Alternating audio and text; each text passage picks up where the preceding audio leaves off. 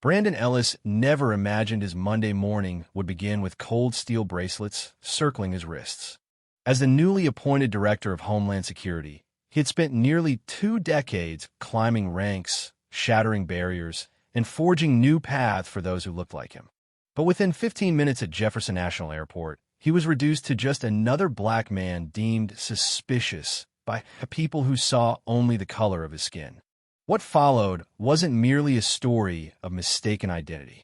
It became a defining moment, a powerful examination of privilege, power, and the biases that continue to divide America. The officers who detained him had no idea they were about to ignite a chain reaction that would alter airport security policies across the nation. "Sir, I'm going to need you to step aside." The words sliced through the murmur of Jefferson National Airport like a scalpel. Brandon paused, shifting the weight of his carry-on from one shoulder to the other. In his left hand was his government-issued phone.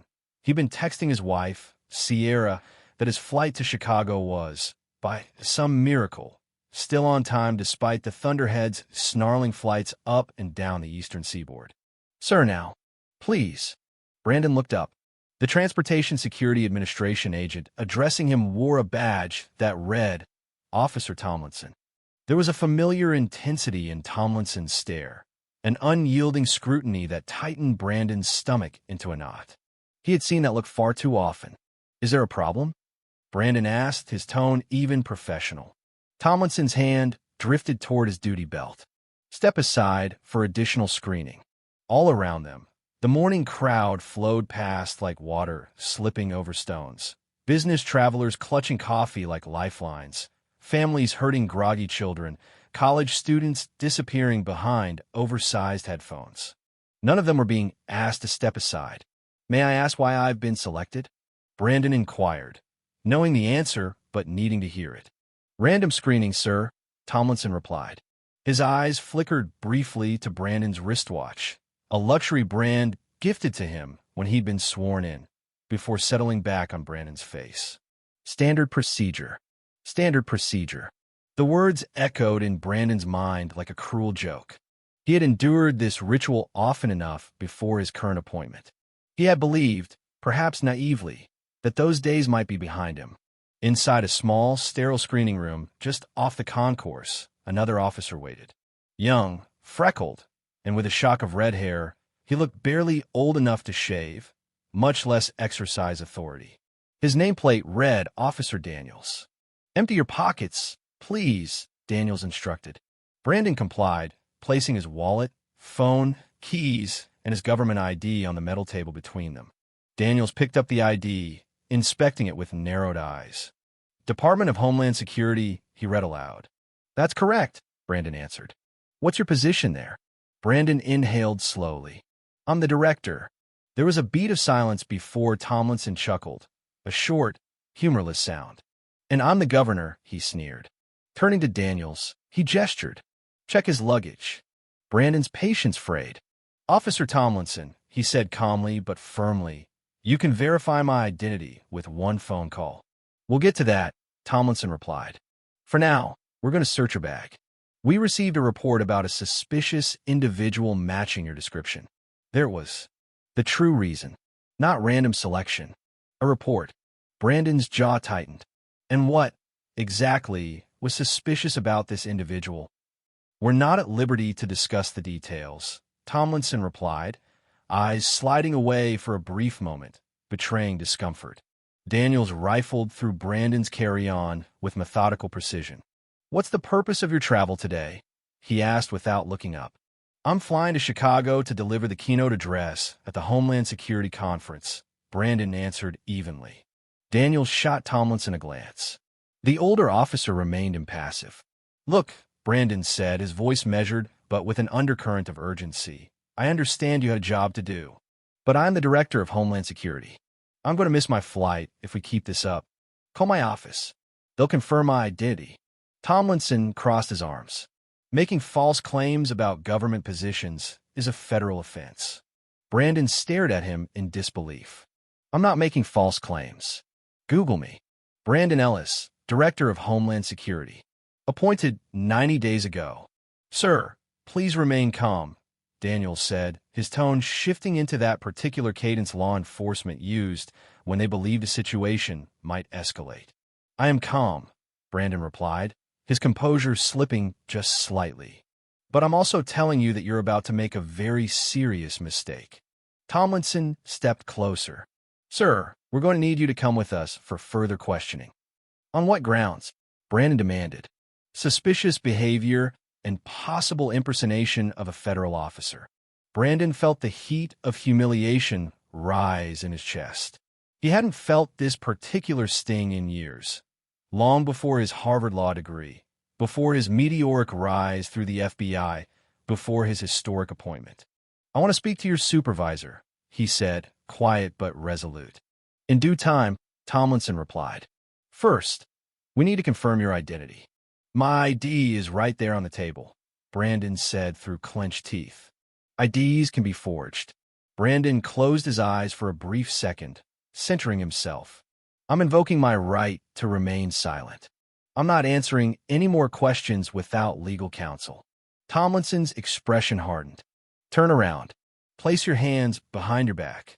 You're arresting me, Brandon said in disbelief. Detaining you pending identity verification. This is absurd. Turn around. Brandon complied, understanding resistance would only escalate matters. The cuffs clicked into place, cool metal against warm skin. As they led him through the terminal, he was painfully aware of the stares. Some people looked away in discomfort. Others stared openly, curiosity piqued. He kept his head high. In a small security office near baggage claim, a woman with silver-streaked black hair looked up from behind a desk. Her nameplate read Chief Abigail Tran. What's this? She asked. Suspicious individual. Possible false impersonation, Tomlinson replied. Claims to be the director of Homeland Security. Tran's gaze shifted to Brandon. Her eyes widened just slightly. Uncuff him, she ordered. But Chief, Tomlinson began. Now, Officer Tomlinson.